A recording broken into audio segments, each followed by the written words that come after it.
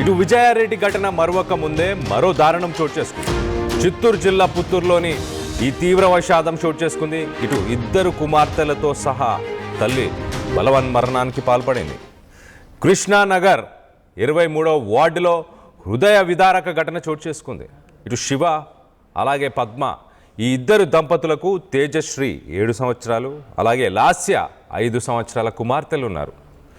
శ్రీ సిటీలో ఇటు పద్మ తన భర్తతో ఉద్యోగం చేస్తూ అక్కడే ఉన్నారు. కానీ భర్త శివకు స్థిరమైన ఉద్యోగం లేకపోవడంతో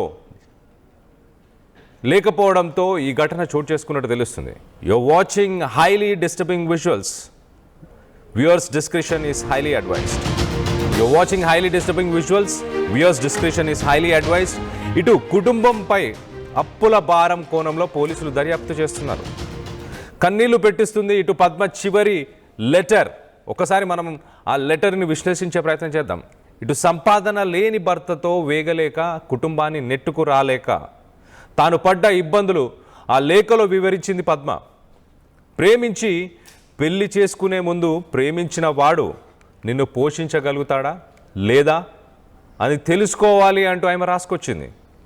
లేదంటే జీవితం ఇలానే అవుతుంది, ఇంటి ఖర్చులకు కూడా డబ్బులు ఇవ్వకపోతే ఎలా సంసారాన్ని నడపాలి అంటూ ఆమె ప్రశ్నించింది.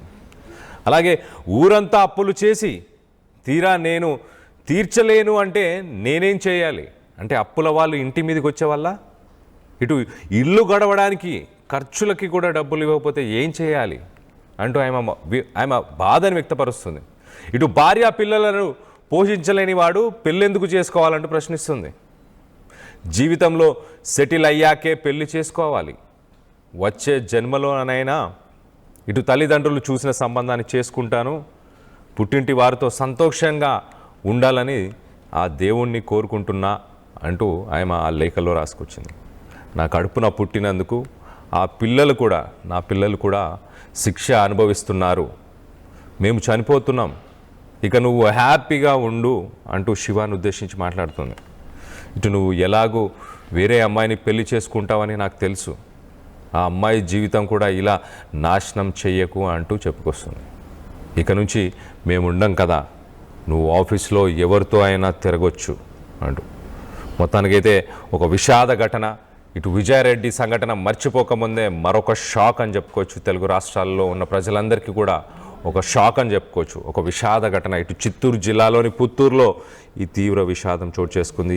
ఇద్దరు కుమార్తెలు బంగారంలా ఉన్నారు, చూడ్డానికి ఎంతో బాగున్నారు, ఎంతో హ్యాపీగా కూడా కనిపిస్తున్నారు.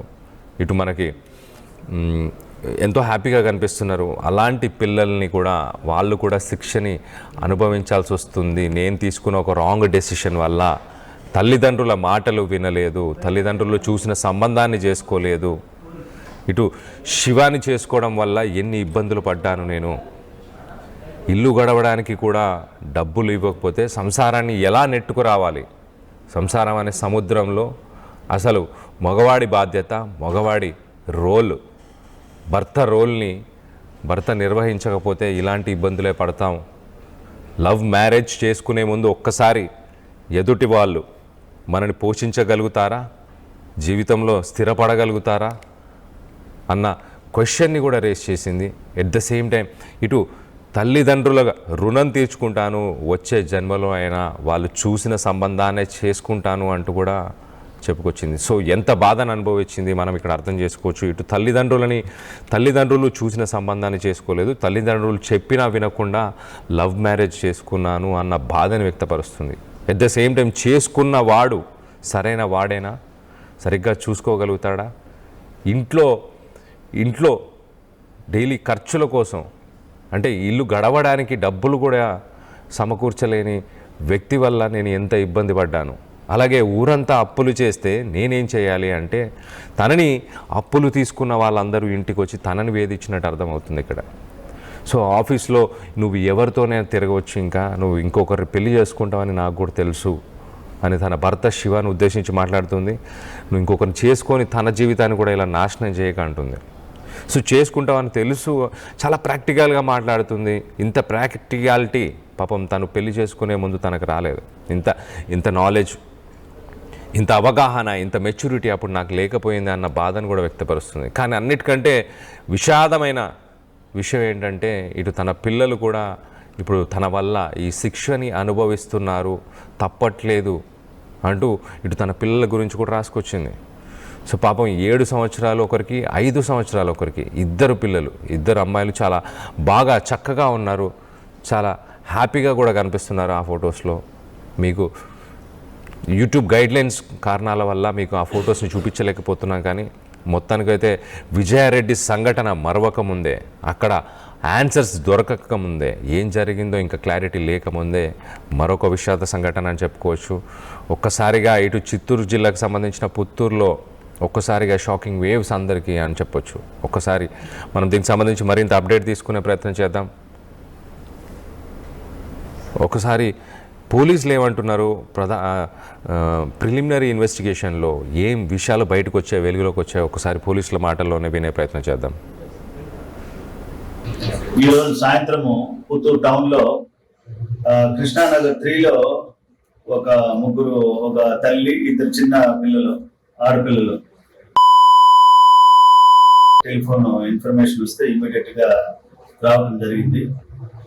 ఇంట్లో అప్స్టైర్ లో తల్లి పద్మ 27 years, ఈ లాస్య 5 years, ఈ తేజశ్రీ 7 years.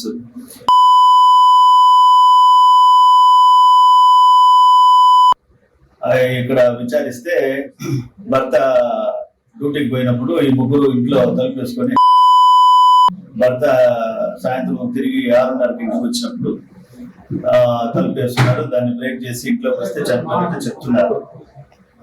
దీన్ని విచారించి దీనిపైన తదుపరి చర్యలు తీసుకుంటారు. ఈరోజు సాయంత్రము పుత్తూరు టౌన్లో కృష్ణానగర్ 3లో సో మొత్తం మీద ఇటు తన తల్లిదండ్రులకి నచ్చకుండా, తన తల్లిదండ్రులు వద్దన్నా కూడా ఇటు శివాని పెళ్లి చేసుకున్నట్టు తెలుస్తుంది. అలాగే ఆ తల్లిదండ్రుల సపోర్ట్ లేకపోవడం, వాళ్ళతో ఆ కాంటాక్ట్, వాళ్ళ ప్రేమని మిస్ అవ్వడం, వచ్చే జన్మలోనైనా మీ రుణం తీర్చుకుంటాను అంటూ ఆమె లేఖలో రాసుకొచ్చింది.